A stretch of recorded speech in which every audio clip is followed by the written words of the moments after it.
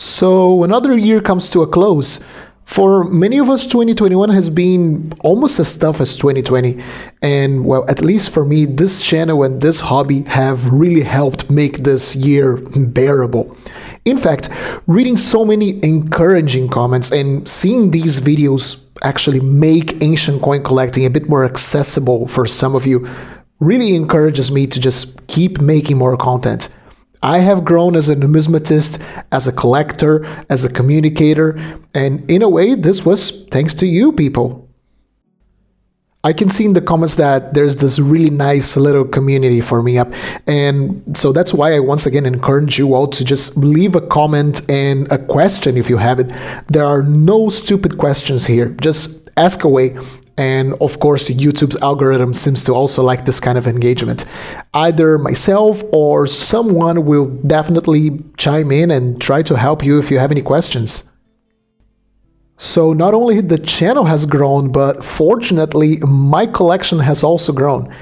This was a very Roman-centric year, so to speak. Roman imperial coins have really become the focus of my collection and my studies, although a couple of important Greek coins have also made their way into my little stash, as I simply cannot ignore some of their art and some of its historical significance, which in a way ties up with Roman history too. So just like last year, I've made a little top 10 list of the favorite coins I got in 2021. These don't necessarily follow a certain criteria such as condition or historical significance or rarity. It's just the coins that called the most attention to me as I got them. So let's get started. And we kick things off in the Roman Empire during the 3rd century AD. Some of the most common Roman coins come from this century, and a lot of people start collecting at this time frame due to the affordability and availability of coins. But it is also a kind of tricky century to collect. And one of the reasons it might be tricky is due to the number of emperors it had. It was a century full of civil wars, emperors dying left and right after a few years in charge, and as a result, if you are like me and you want to collect all or as many different emperors as possible or practical, you are bound to find some tough emperors to get. And one of such emperors is this little guy here, HOSTILIAN.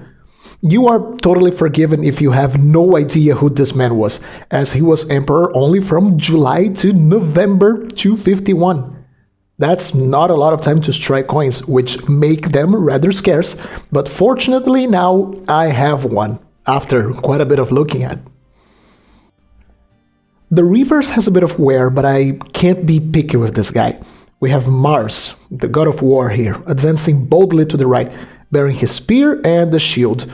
Poor HOSTILIAN would either die of plague or, more likely, be killed by his co-emperor, Trebonianus Gallus, after just a few months as emperor.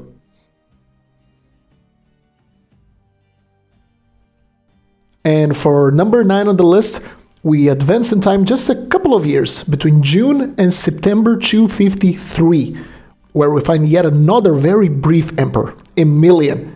Just like the previous emperor on the list, HOSTILIAN, who was disposed of by his successor, Trebonianus Gallus, AEMILIAN himself would in turn take care of Gallus in this nasty meat grinder that was 3rd century Rome. On the reverse, we see Pax, the goddess of peace, which is either a blatant case of delusional fake news or some wishful thinking on AEMILIAN's part, as he came to power through bloodshed and would quickly himself find the nasty end of a dagger rather quickly. Still, lovely coin of a rare emperor I'm very proud to add to the set. And for 8th place, we're going from some very rare emperor to one of the most common ones. I love Probus. His coins are very fun, the obverse designs are super varied with different kinds of clothes and poses, the reverses are equally varied and full of life. His coins also tend to be of good size, they're well struck, and they're affordable.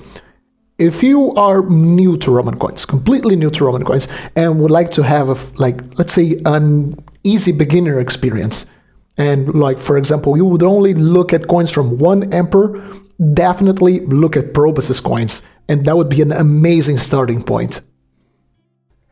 This is by far my favorite example from the 6 Probus coins I own. This one, we can see him wearing the robes of a consul and holding a staff with an eagle at its top. It also preserves nearly all of its original silvering intact, which is a nice little extra.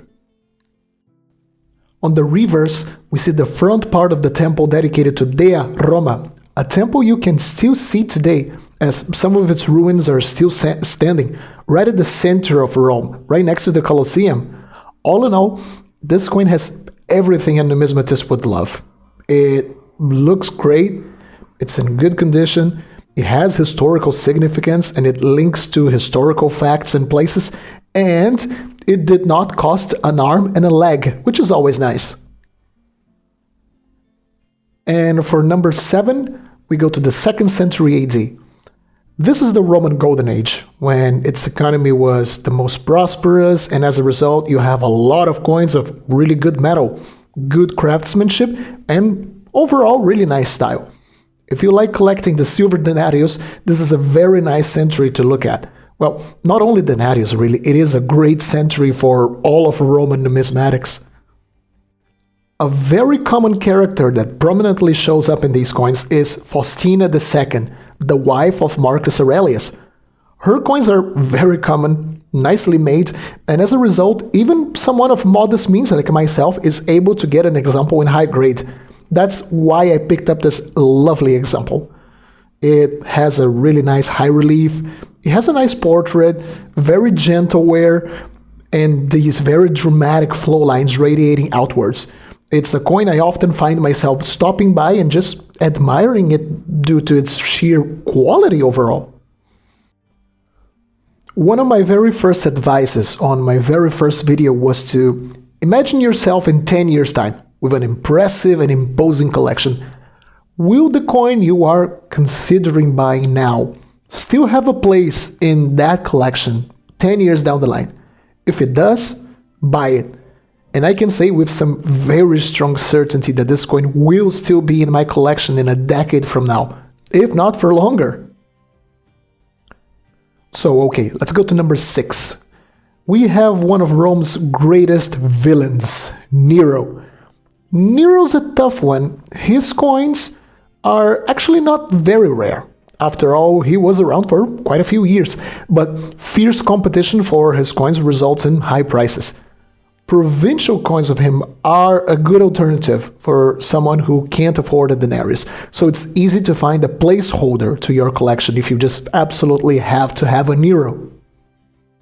But since this is a denarius and I had it offered to me for a price I considered adequate, I bit the bullet and I got it. I couldn't resist in this particular coin the fact that Nero Caesar is clearly visible, as well as this one being one of his denarii, showing him like with this fat jowly bust, so typical of his classical depiction of just a degenerate maniac. And on the reverse we have Salus, the goddess of cure, healing, safety, and well-being.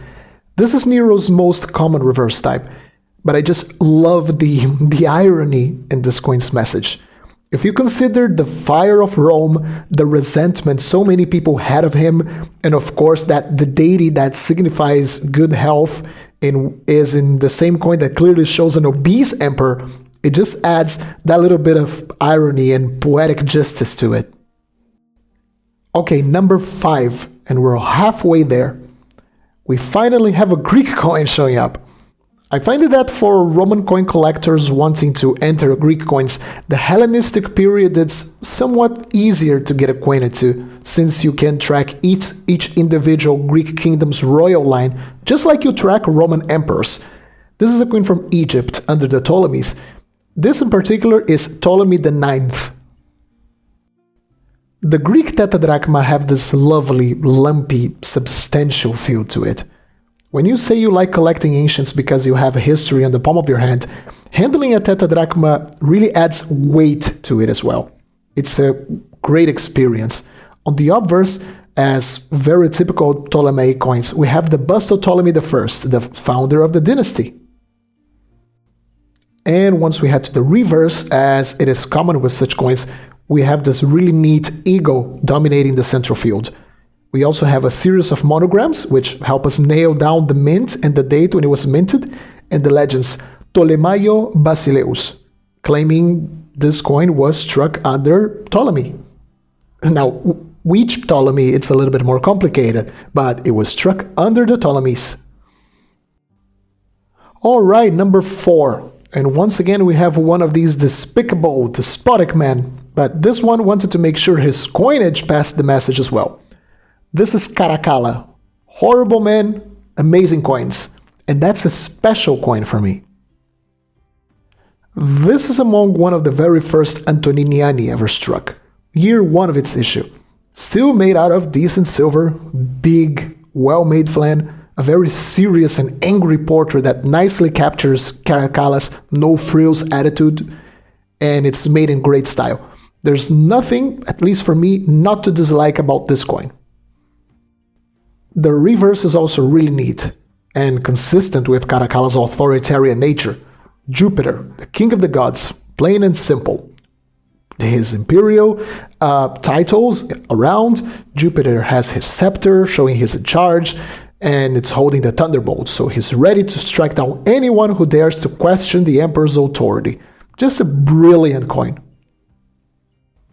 And finally, we hit the podium. So number 3 is occupied by Marcus Aurelius. I've recently made an episode on his coinage, since I have some coins of him from when he was a Caesar, all the way to a posthumous piece of him under his son, Commodus, and I realized the weakest point of my little Marcus Aurelius set, like right at the main coin of him as emperor, with the philosopher's beard. I like the previous coin, but I wanted that particular piece to be a little bit better, special. And for me, this coin fixes that issue. A high-grade, high-relief piece made in really nice style, with a very full beard and some really great toning. On the reverse, we have Abundantia, the goddess of abundance and plentifulness. And I also like that she's seen depositing wheat on a barrel. And the die engraver had the artistic touch to actually engrave little pieces of grain, food, or whatever, dropping from Abundancia's cornucopia inside the barrel. Really happy with this coin. It's full of little artistic touches. It's small, but it's full of character. I love it. And for number 2, another Greek coin. And what a Greek! No other than Alexander the Great. This is proof that great coins don't have to be rare. It is such a marvelous thing that Alexander's coins are actually quite abundant. Some like this one might not be of the finest style, as there are some true pieces of art out there that command some pretty hefty prices. But hey, it's my coin, so I love it. It is also just a coin with such historical significance, immediately recognizable, linked to so many pivotal moments and events that influence world history. It's just a must-have for most collectors. This example also has the added cool points of being struck during Alexander's lifetime, at the later years of his life. So its silver could very well be from the many silver riches taken from the Persian Empire, and it was struck at the mint of Amphipolis, right at the Macedonian heartland, where Alexander himself and his troops embarked to invade Asia.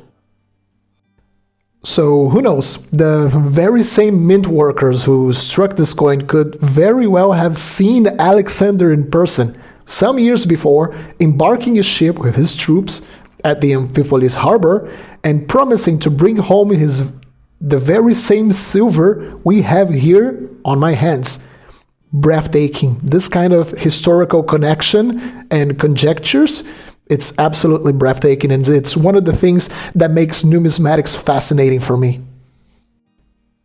And for number 1, arguably the coin in worst condition from the whole bunch I've shown here today, but I don't care, because it's Julius Caesar. I mean, what more can I say? Julius Caesar, the most famous Roman who ever lived. I have a video entirely dedicated to this very same coin. I was just that excited about it. And you know, After some years of collecting, it is true that unfortunately some of that feeling of awe you get from the very first coin kind of wears out, as the novelty factor is no longer as strong as it was when you just handle your first ancient object. Not with this guy.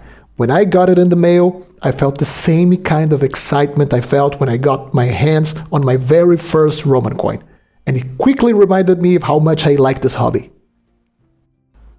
On the obverse, we have the bust of Venus, goddess of which Caesar claimed descendancy from.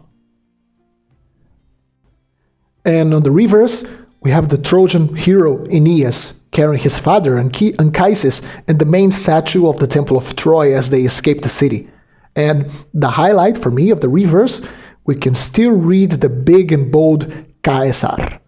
This piece was struck in North Africa in Caesar's own military camp, meaning this coin once was in the pouch of a legionary serving under Caesar himself. How can this not be the #1 piece for a Roman coin collector? And well, here we have the top 10 list. What more can I say other than thanking you all for following me in this journey? Hopefully 2022 brings a lot of new videos and nice coins for us to enjoy. I would love to know what did you get this year for your collection. Let us know in the comment section below. So once again, thanks a lot for the attention. Thanks a lot for the contributors who took their time to film their coins for this year. Thank you everyone for the kind words, for buying my t-shirts and merch, which enormously helped the channel develop itself. Thank you for liking, thank you for subscribing. 2022 will be a good year, that's for sure. So as always, happy collecting, and I'll see you soon.